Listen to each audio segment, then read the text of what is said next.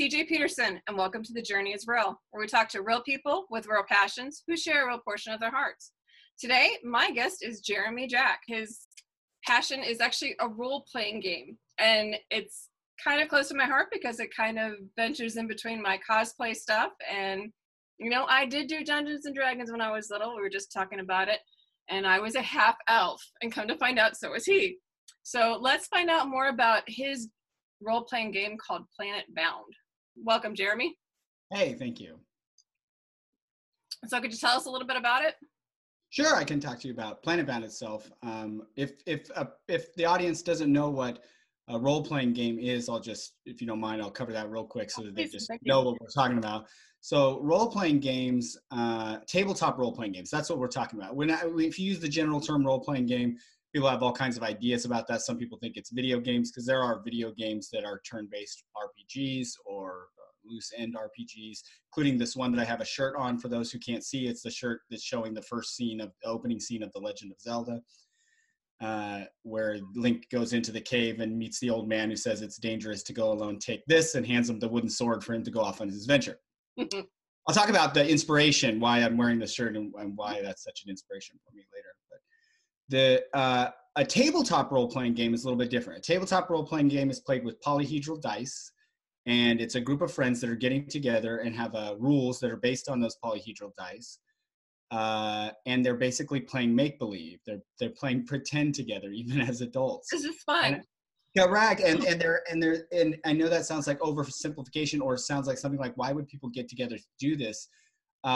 That's the magic of it, actually, because it's the childlike experience of playing make-believe. We all played we all used our imagination to create little things about ourselves, little things about the world around us. That's how we learn as human beings, so I say, is that we start imagining what the possibilities of the things we're seeing around us are. Mm-hmm. And so when you get together with your friends and do that, we call that kids playing make-believe, kids playing pretend. When we do that as adults, it's called tabletop role-playing games. So there's a GM, there's a game master who runs the game, who runs the setting of the game, the story of the game, and then there's players who have created each of their own characters, like you were talking about, your half. So to kind of convert it to those people who are like sports fanatics, it's like fantasy football. Yes, very much so. So people ask, why would they do that? Well, why do you play fantasy football? Correct. So it's kind of the same idea. People are like, well, why would you go to a Comic-Con and cosplay somebody? Well, why do you wear a football jersey when you go to a game? It's the same idea that people don't always quite understand. Yes. But the uniqueness of your podcast, we titled it Role-Playing Games, Not Just for Nerds Anymore. Why did we do that?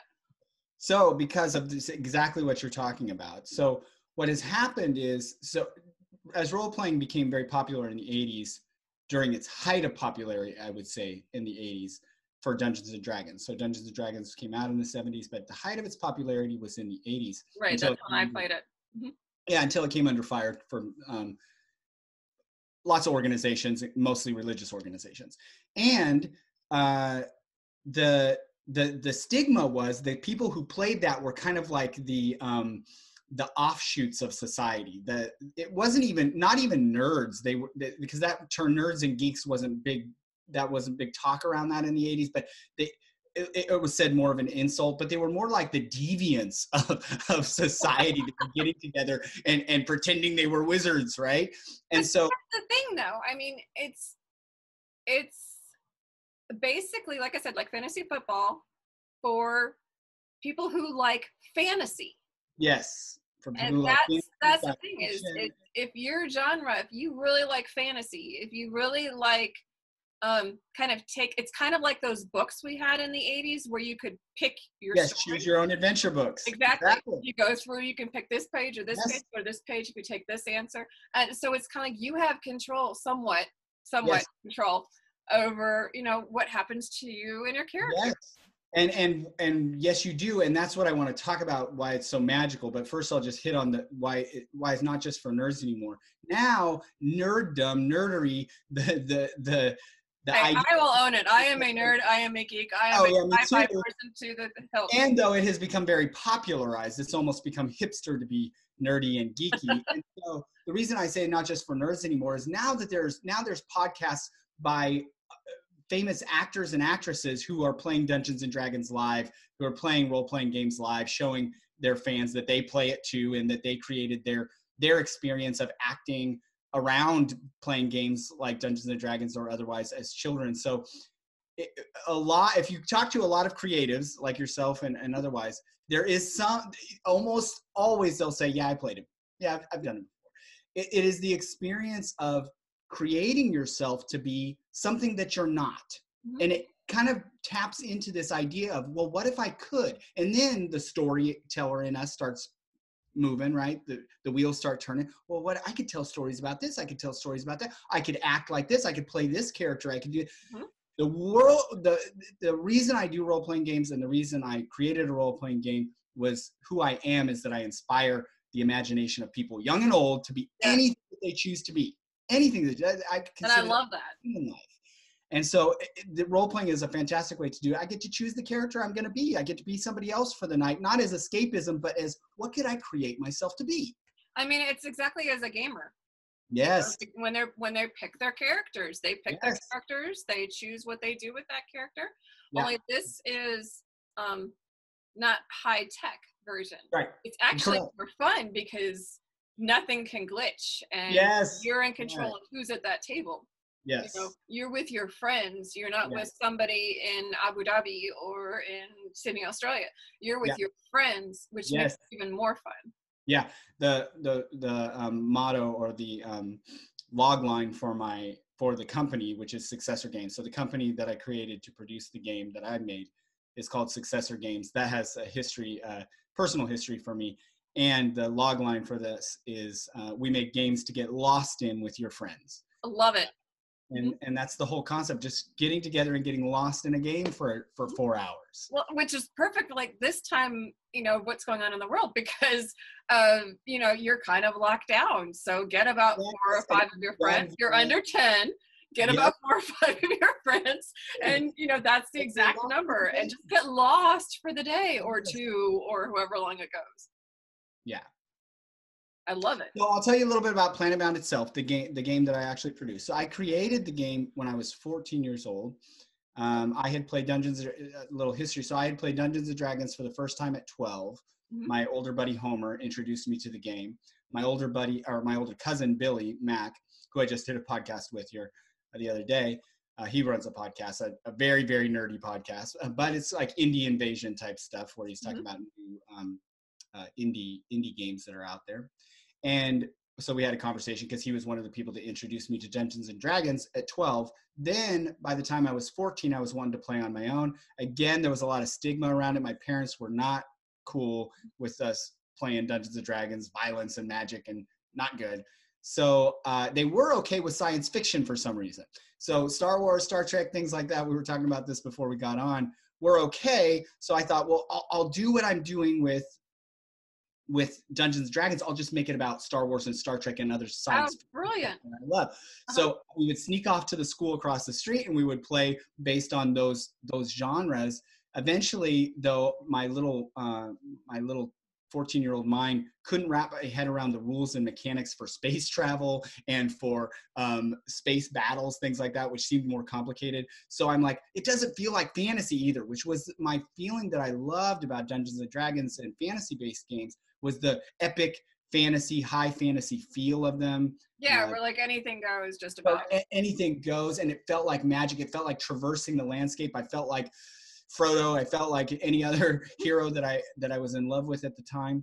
And so I'm like, how can I have that feel? Well, it would have to be on one planet because they would have to traverse a landscape feeling like fantasy. Well, how can I get them all on one planet? So therefore, I came up with the storyline for the game, Planetbound, which is that at some point in time in the vast cosmos, the species, nations, and factions discover that a cosmic phenomenon, a cosmic virus is happening through the suns of planetary systems, and they're all going supernova. They're all dying. Oh. And supernova at the same time, which will destroy life as they know it.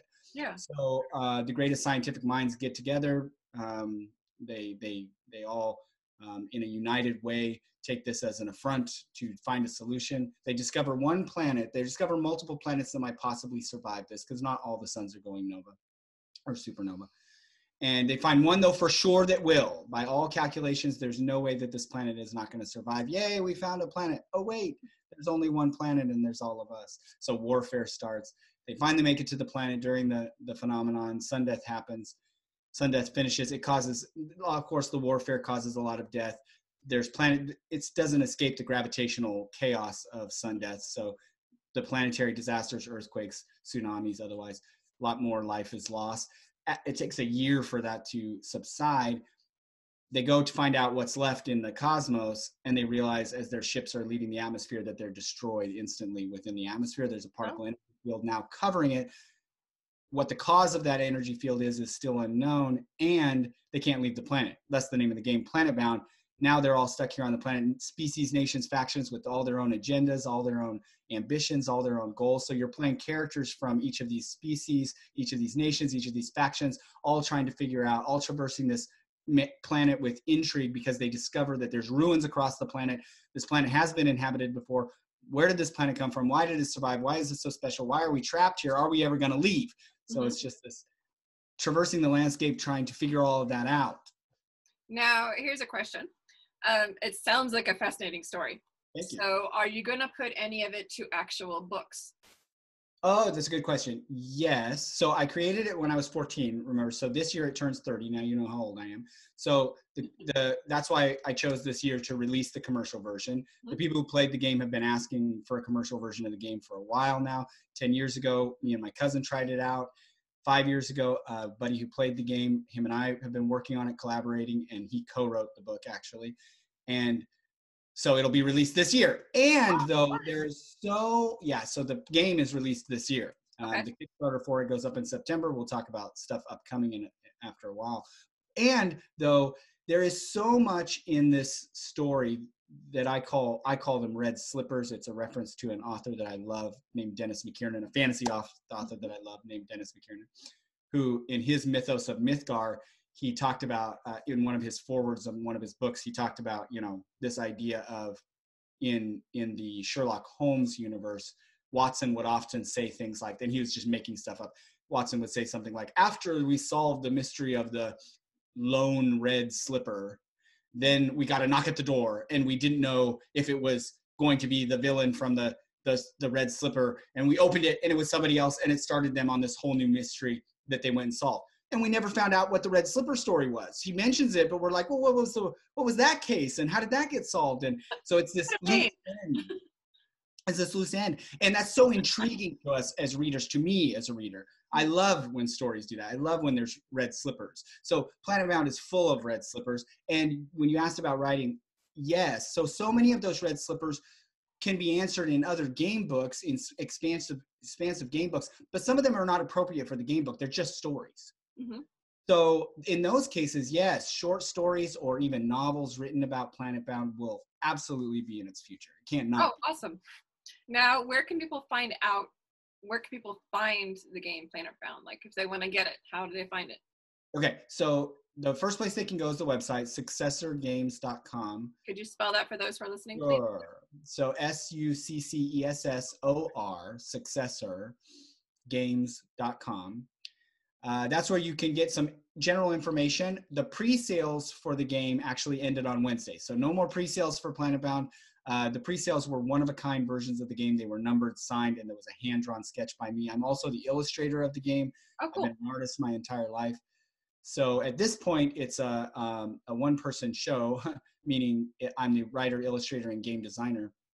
However, that doesn't mean it was not a full collaboration by hundreds of people have played this game. They've all played a part in it, including the two people that worked on the commercial version, my cousin and my buddy Clayton. So you said the pre-sales are done. Is there going to be an actual? Yes. So there will be. So what I'll let you know is that in September, the Kickstarter launches. There will be a Kickstarter edition. So that'll be the special edition that you can get there.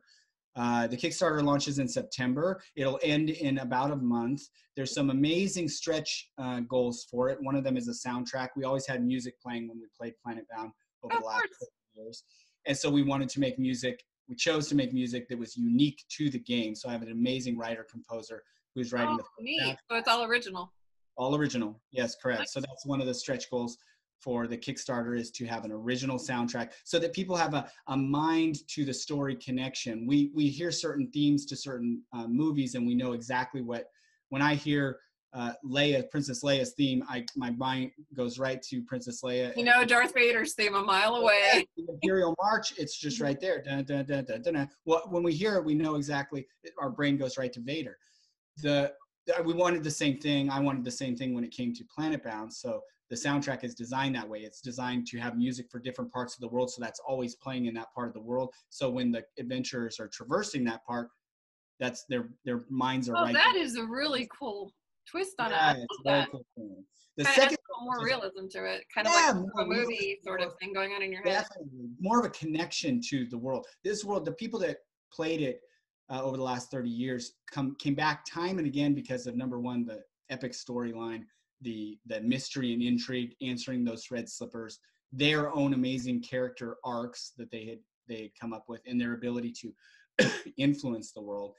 And because it felt like home, became this familiar place. When we read books about a certain place, especially in fantasy, when they've world built a place, when we get another book or a new book, it feels like we're coming home, right? That was the feeling of Planetbound for the players. And music helps with that so very much. The second stretch goal is a huge one. It's a big one because it's never been done before. So I'm an American Sign Language interpreter by trade, and I have my roots are in the deaf community.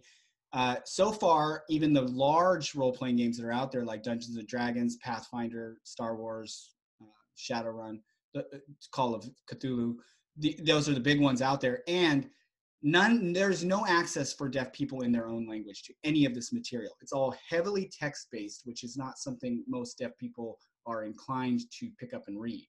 Mm-hmm. So instead, I'm having it translated by some brilliant deaf actors and filmed by a deaf very cool into American Sign Language on video. So that it's the first time deaf people will have full access. And it's role-playing is such a perfect thing for deaf people because it's a visual language. So setting the scene, playing in character is just exactly what they do when they use their own language. So it just fits right in, and it's just something that has not been accessible. And so it's definitely I absolutely love it. I love that role-playing games spark imagination.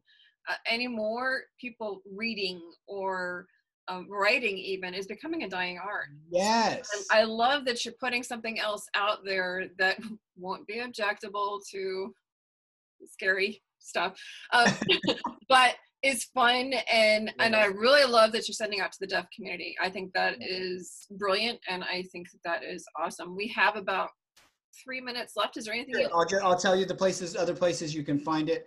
RU Planetbound is the handle for everything. AREYOU Planetbound, all one word, for everything. Instagram, Facebook, Twitter is the letter R, the letter U, and then Planetbound. Mm-hmm. YouTube, there's videos that go up every week. 2 videos a week. One is a general one. The one that went out today on Fridays is Fella Fridays. Fellas is what we call our community of gamers.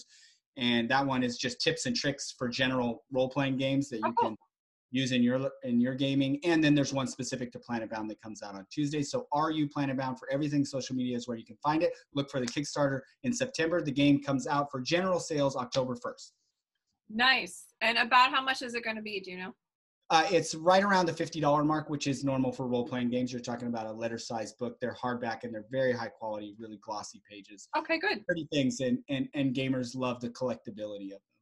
Awesome. I love that. Well, thank you so much for coming on and talking to us about Planetbound. I know you're excited about it. I'm actually excited about it. Right? So people can find it at www.successorgames.com, successorgames.com, or on all of the other social media sites. It's RU Planetbound. Yes. Except for Twitter, which is the letter R and the letter U and Planetbound. Right. So thank you so much, Jeremy, for coming on and sharing your passion with us. Thanks for letting me share my journey. Awesome. And for those who are sci-fi geeks who aren't quite into the fantasy portion, check this out because it sounds like it would be awesome and it'd be fun. In the meantime, thank you guys for listening to The Journey is Real, where we talk to real people with real passions who share a real portion of their hearts. I'm CJ Peterson with cjpetersonwrites.com. Until next time.